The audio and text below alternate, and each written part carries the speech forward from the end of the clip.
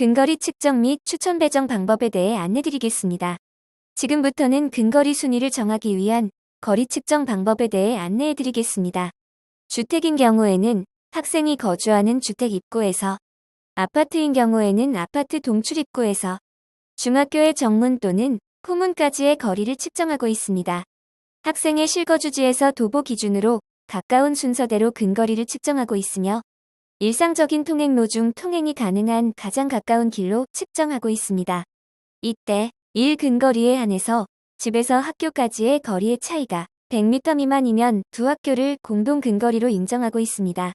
이렇게 측정된 거리로 순위를 부여하는 방법에 대해 안내해드리겠습니다. 보이는 표는 3명의 학생의 6개의 중학교까지의 거리를 각각 측정한 것을 표로 나타낸 것입니다. 김땡땡 학생의 경우 가장 가까운 1근거리 학교는 C중학교이며 그 다음으로 D, 이 중학교 순이며 박땡땡 학생은 D중학교가 가장 가까운 1근거리 학교이며 그 다음으로 B, 이 중학교 순입니다. 마지막으로 최땡땡 학생은 B중학교가 가장 가까운 1근거리 학교이며 그 다음으로 A, D중학교 순입니다. 여기에서 최땡땡 학생을 보면 1근거리 학교까지의 거리는 600m이고 2근거리 학교까지의 거리는 650m입니다. 이렇게 1근거리 학교까지의 거리와 2근거리 학교까지의 거리 차이가 100m 미만인 경우 A중과 B중을 공동 근거리 학교로 인정하고 있으며 이런 경우 최땡땡 학생이 2근거리인 A중학교를 일지망하게 되면 A중학교가 1근거리 순위가 되고 B중학교가 2근거리 순위로 바뀌게 됩니다.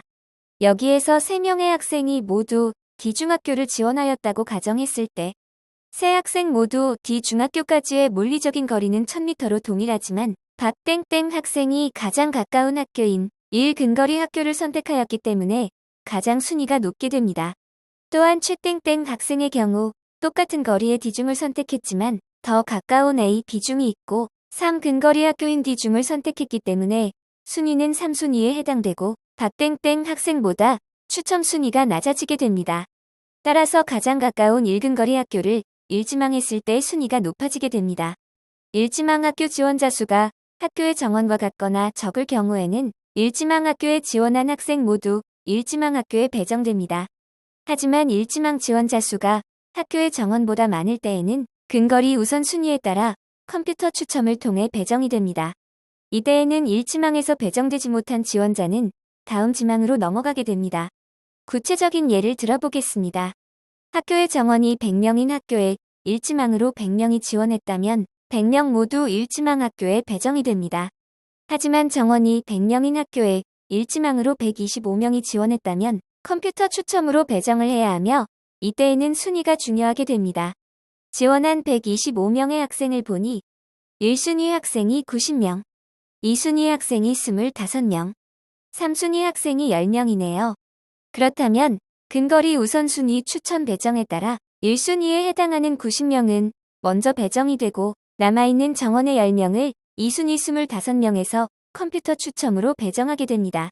그리고 배정되지 못한 2순위 15명은 다음 지망으로 넘어가게 되며 3순위에 해당하는 10명의 학생은 추첨해보지도 못하고 다음 지망으로 넘어가게 됩니다.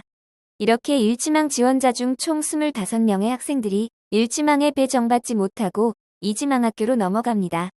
이지망 학교에서는 일지망 지원자 배정 후 남은 정원만큼 근거리 순으로 추첨 배정하고 있습니다. 그런데 만약 일지망에서 정원이 다 채워진 학교를 이지망하게 되면 남은 정원이 없기 때문에 추첨해보지도 못하고 3지망으로 넘어가게 됩니다. 그래서 이지망 학교는 지망에서 경합이 되지 않을 것 같은 학교를 지원해 주셔야 배정 가능성이 높아집니다. 끝 지망까지 위의 과정을 반복하면서 컴퓨터 추첨으로 배정하고 있으니 지원하실 때 유의하시기 바랍니다.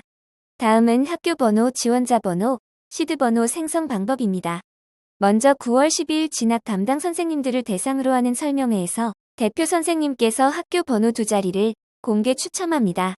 그리고 추첨된 학교 번호 2자리와 학생의 학급 번호 2자리, 출석 번호 2자리를 조합하여 학생들의 지원자 번호를 부여합니다. 2025년 1월 2일 경찰관 입회하에 시드 번호를 공개 추첨합니다. 2025년 1월 2일에 공개 추첨하는 시드 번호를 프로그램에 입력하여 학생별 무작위 번호를 생성합니다.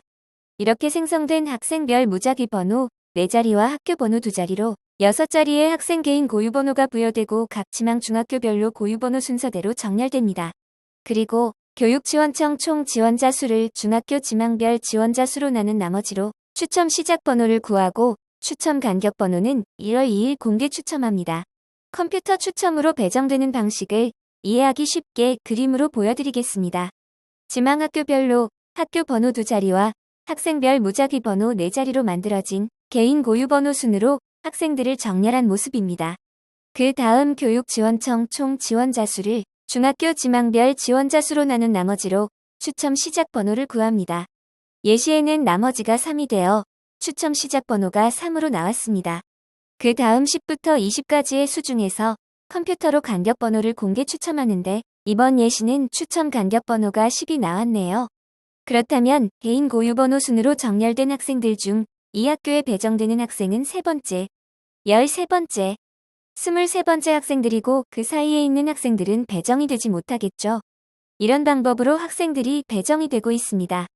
한 가지 기억하실 부분은 서로 다른 학생이 1지망부터 끝지망까지 똑같이 지원하였다 하더라도 개인 고유번호 순으로 정렬이 되고 추첨 간격 번호대로 추첨이 되기 때문에 어떤 학생은 배정이 되고 어떤 학생은 배정이 되지 않아 다음 지망으로 넘어갈 수도 있음을 꼭 기억해 주시기 바랍니다. 지금까지 청주시 중학교 신입생 추첨 배정에 대해 안내해 드렸습니다. 더 궁금한 사항이 있으신 분은 언제든지 문의 주시면 자세하게 안내해 드리겠습니다. 감사합니다.